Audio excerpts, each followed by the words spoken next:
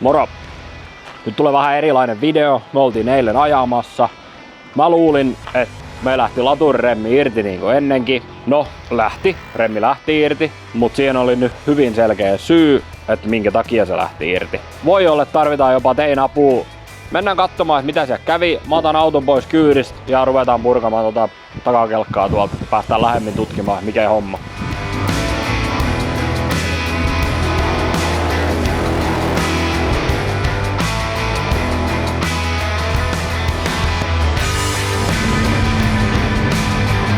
Jahas, hyviä uutisia vai? Joo, siinä on hyvä. Kato, onpas vähän vääntynyt noin raudat. Onko se oikein revennyt siellä? Se on poikki. Nyt on käynyt aika hyvä jamaakin. Mikäköhän oli mielenkiintoista tietää, että mikä on se ollut, mikä on aiheuttanut tämän. Ja sit ilouutiset, kun se on hieno tunne, kun sulla on peltirulli pystyssä uusissa renkaissa. Auto on siinä ylhäällä, me pistetään se nyt pukkien nokkaan, otetaan pohjalevy pois ja sitten tiputetaan toi apurunko tuolta.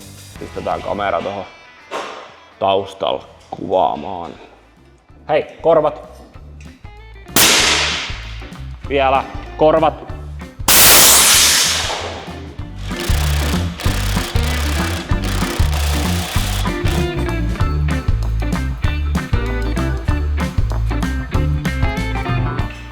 Eli tosta näkee, että se on vähän ylhäällä.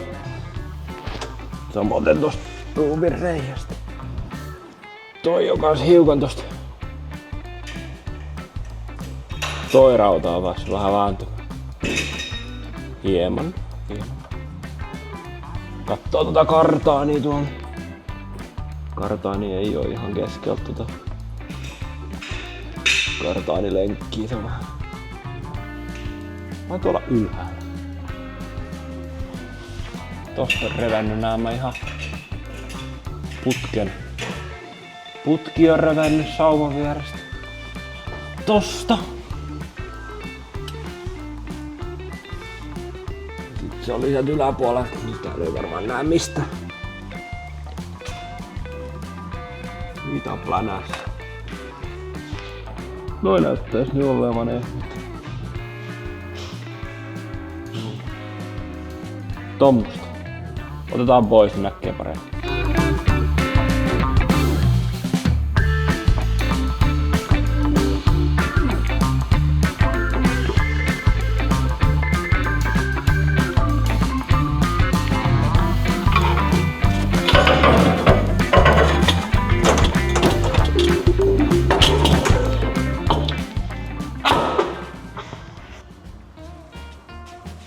Tommonen homma.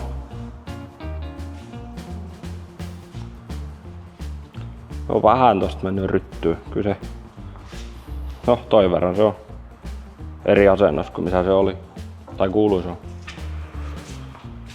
Kuuluis olla. Myös tuo on vähän vääntynyt.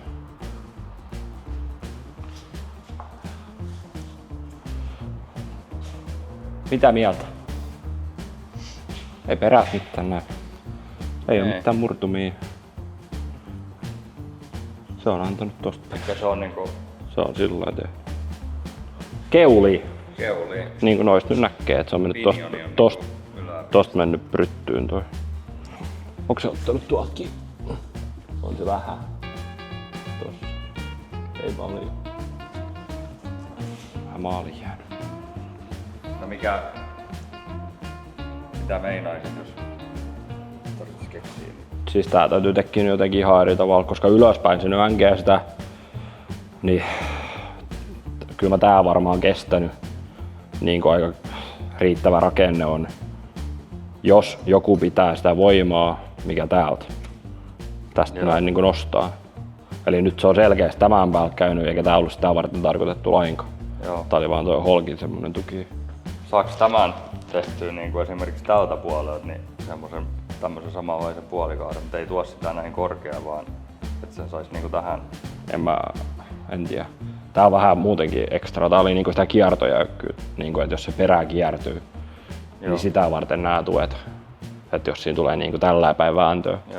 Mut ei käsittääkseni näissä perissä ei ole hirveästi ollut tuon kierron kanssa ongelmia, että näitä olisi takakansihan näistä vissiin on halkeilla.